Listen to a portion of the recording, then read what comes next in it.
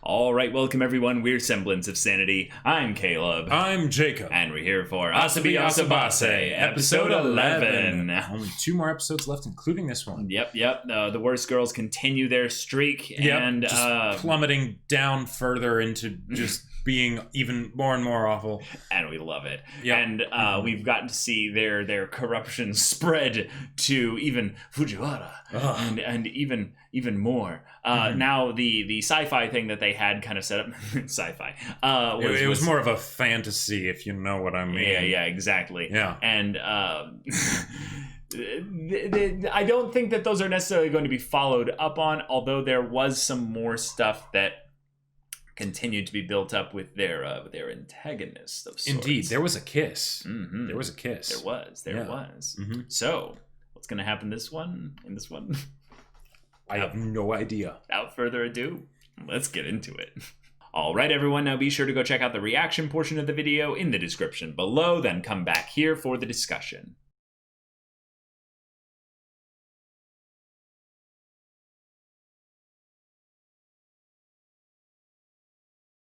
Okay, this was actually the most crazy episode of the show thus far. Which is really saying something, but I feel like that it just keeps escalating every episode. Right. But this episode had so much escalation within itself with the things that they set up and then delivered on that it felt like you were saying at the end that it was all one skit, but really it wasn't. There were multiple skits involved. There were other skits that, had some kind of separation or build up towards this.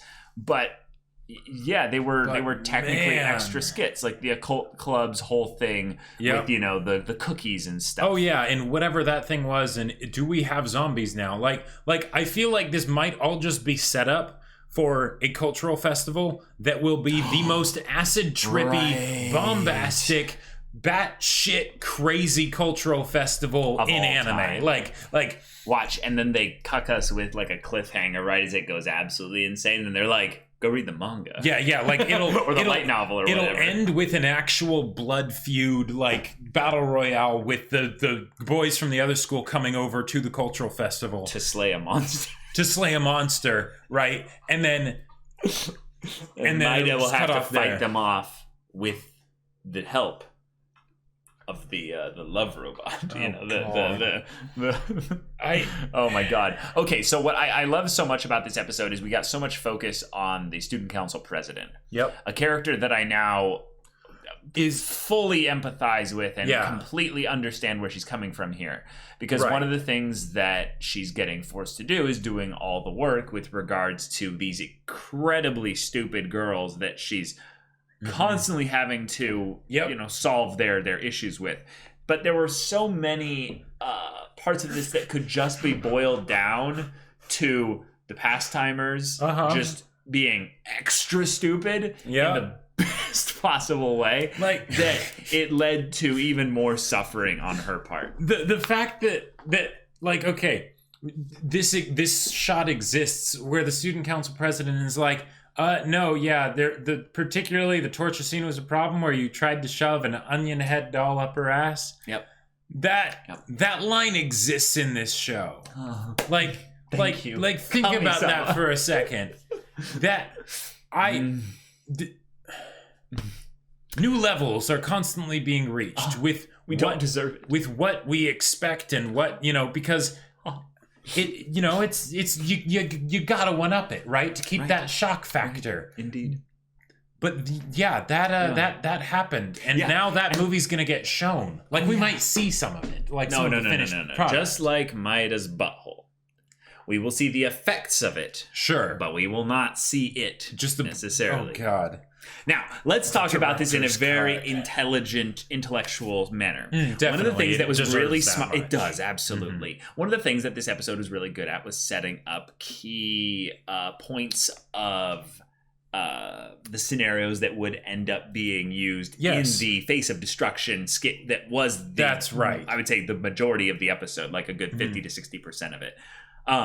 Lots of internal consistency. And then callbacks to things from the past. Yep. However, it required to sell an entirely new character to us, the audience, in order to make a lot of these scenes really impactful. This is true. Is, I would say, the best part of this episode, in that we have the vice president. Yep. We have never seen her before. This is her first time being in the show. And she actually kind of stole the show at multiple points. She really did. When we get to see this character that is, in some ways, an antagonist to the student council president, who we are being now put into situations where we sympathize and empathize with her. Yeah, she's basically the one closest thing we have to a straight man in this whole comedy routine. Right, exactly. And her thing is something that we then are starting to build up a little bit of resentment towards her, because she's making life hard for the student council president. And she's just going over to opposite son and having her harem set up. Her reverse harem just... Well, I mean, it can be boys, you know. Yeah, it's a harem. But she is navigating this and getting away with it just fine. And then through the most stupid roundabout circumstances, because the student council president ends up trying to switch things up for the first time and won one game of rock, paper, scissors, a pastime, if you will. This whole thing happened. Just because she threw rock, this whole thing happened. Always throw rock, everyone. You never know what's going to happen.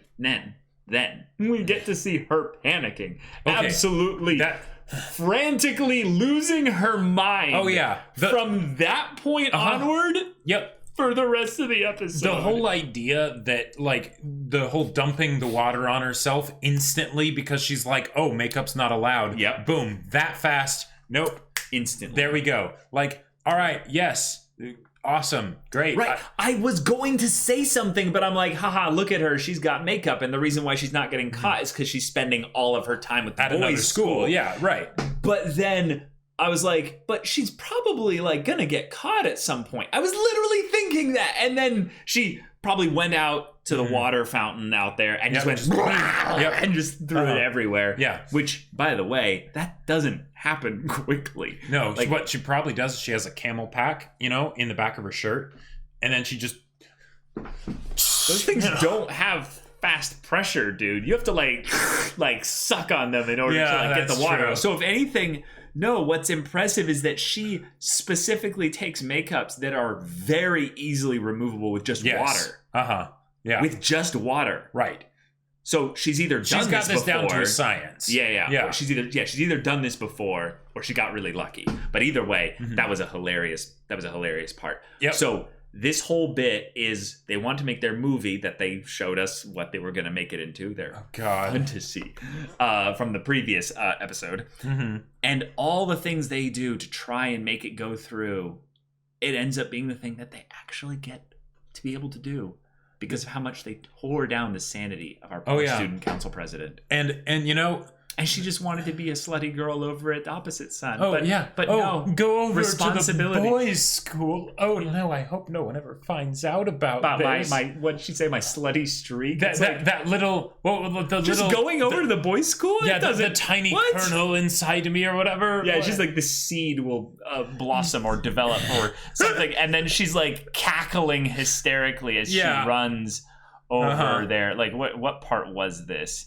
Let me find it here. It's so funny. Here it is. Please don't let anyone know this tiny bud inside me. Oh my God. And then she's just cackling, boys' school, woo! And the other girls are like, oh, she's that happy. Ugh, creepy, you know?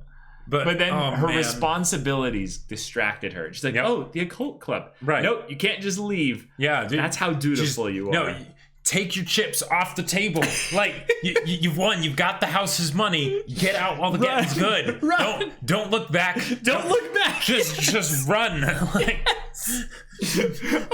but she can't. She's too responsible. And then this leads to the thing about them making, you know, stuff that's, you know, snacks related. So that's the cookie, and then they end up being all like, yes, we can do this. That leads to then the what was he, the principal or he's one of the faculty basically, ends up trying one of them, and you know, It tastes normal. Right. But also the fact then that she thinks that Hanako with the squidding pasta thing, that was wow. That was great. Wonderful. I still really want to know what was in Grandma's magic essence. Yep. Well, maybe I don't, but I kind of do. That's part of the bloodshed thing, right? Because they'll come to Vank. Oh no! Yeah, no. Okay, I legit think this is what's gonna happen next episode. The boys will come over to vanquish the monster. They will find a zombified teacher, and they'll be like, "This is it," right? But then everyone's gonna start eating the cookies. Everyone's gonna turn into zombies or whatever. Maida's gonna have his laser to defend against the zombies, and it's all just gonna turn into full-blown zombie apocalypse, like nothing else before. They're gonna be boarded up in the Pastimers club thing, playing some game to try and keep themselves calm. And meanwhile, and as ridiculous as this sounds, and I love my tinfoil hat theories, I actually believe this could happen. Yep. Because it's that kind of show. Indeed. That kind of show. It is that kind of show. Right, exactly. I loved the foreshadowing also that the brother was going to do a analytical discussion on the artistic value of this very oh my god, that hurt and I loved it. But the idea that then the art was this thing that I gotta say, I actually kinda like it. Like, just the art itself is so absurd. No. It is absurd. It's ridiculous. It's cringy. But just in and of itself what it is, I don't think it's that bad. You're laughing, but like, I think the most absurd thing about it actually is just that they chose to have panties there. Other than that, like... Okay. Yeah. I don't know. I think it's absurd, but I don't know. Yeah, but see, things like this, now the student council president will have to explain the movie. Like, the whole goodbye student council president, it wasn't because she left to go to the boys' school and eventually just the hospital.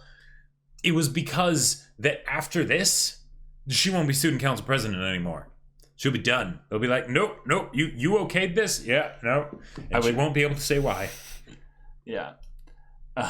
What I would love to find out is that Olivia's brother is actually quoting someone that said this in real life, like in an actual review. Some kind of like diegetic, like I could see that kind of thing on film. That would be hilarious. It's so perfect. Boy. I love also how she's continuing to do her makeup, but she's also not showing the makeup side to this. Right, to this guy. The 50-50 split on her face to show her duplicitous nature and everything was wonderful. But then the fact that she's like, show her fragmented mind as she's dealing with all this crap. Like, yep. She's the fact that it's like, mind. The one half of my face, for like, okay, right. I can show my makeup. I don't want to show my dick out, Like, I mean, let's be real. Like, your faces, ladies, without makeup are way more attractive than our dicks. Like, that's just a fact of life, though. That's true. It's okay. Yeah, it's okay. You can show us your naked faces. If we can't handle you with your naked faces, then we don't deserve to offer you our. There's an order to it. There's a wisdom here that I'm trying to get at, and it's that. That's basically it. Yeah. Am I on the right path at least? Oh my god. This show brings out, I think, something in me. I don't know. But either way, we end up getting the best drama in that the student president from the other class, the boys' class, unannounced visit. It's like, I must declare my love. And oh man, instant knee to the face after he sees her, and the idea of he escaped the loop eventually when he wakes back up and he's like, it was some monster too horrible to boom. What would be great is if at some point he gets so beat up that she ends up basically like somehow like smuggling him out of the school eventually, lays him down in his own like bed or what have you, like, I don't know. Or like lays him down like asleep somewhere, And he wakes up and he's like, I had the most horrendous dream. And he's like, why am I out here? Yeah, just some crazy nightmare that, you know. Cannot be explained. Yep. Oh my God. Maeda's involvement was wonderful. I loved that the girls had their little escapade with determining the mystery as to what happened. Yep. And oh my God. And she's just like, wait, what? Okay. Just like, God, please save me from these stupid girls. Oh my God. And then the conclusion was brilliant. And yes. I am so looking forward to next episode. Good. I hope we get zombies and battle royale and all sorts of madness. Bloodbath. An actual bloodbath happening at the school festival. That's going to be the twist, is that you guys thought there would be a season 2? No, everyone died in the next episode. Like, that's the end of the show. Dude, you know? That's the end of the show. Yeah, no. From this point We're trying to set you up for zombies by letting you know that butt lasers were a thing. Right. This whole season was actually just a prologue for the real story, which is a post-apocalyptic zombie survival story. Of Maeda. Well, or just of everybody, and Maeda is one of the important figures because he has the lasers to defend them, and that's how they survive, right? Yeah. By the power of his butt. Right. So he denies the zombies their respect, and he bows away from them. Exactly. And then they just rotate his shoulders. No, Honda's like a mounted laser cannon. I would not be surprised. Because indeed, this is that kind of show. Although it's also the kind of show where it would be literally just a skit, and then directly after that, nothing. This show does a really good job of continuity. I meant nothing that would focus on it is brought up immediately. That is true. Yeah. It could be brought up as like the incident, you know. Yeah, just a whole massive bloodshed. A bunch of students died because they got turned into zombies. You know. Yeah.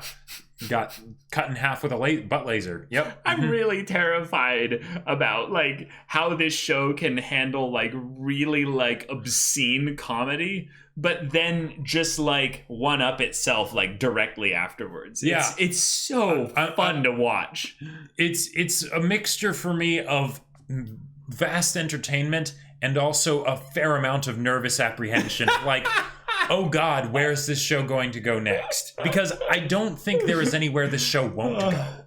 I think you're right. I think there's definitely some things that they'd censor, though. Because they do censor quite a bit. That is true. They do censor. Yeah, it is, you know, from Japan after all, so. Oh, man. But, y'all, thank you so much for watching this episode's reaction and discussion. If you want to see the next episode's reaction and discussion right now, though, go check out the link in the description below for our Patreon. You can get on early access there. You can watch full-length timer reactions there, and all this comes with Discord access. You can chat with us in the community there about the show, about anime in general, and you can also talk with Jacob about the sci-fi novel that he wrote. Yes, I wrote a sci-fi novel called Battle Lines. It has far more sense than this show. And it's on Amazon if you're interested. The link is in the description down below. Yeah, so if any of that interests you, we'll see you there. But until then, we're Semblance of Sanity. I'm Caleb. I'm Jacob. And we'll see you all next time.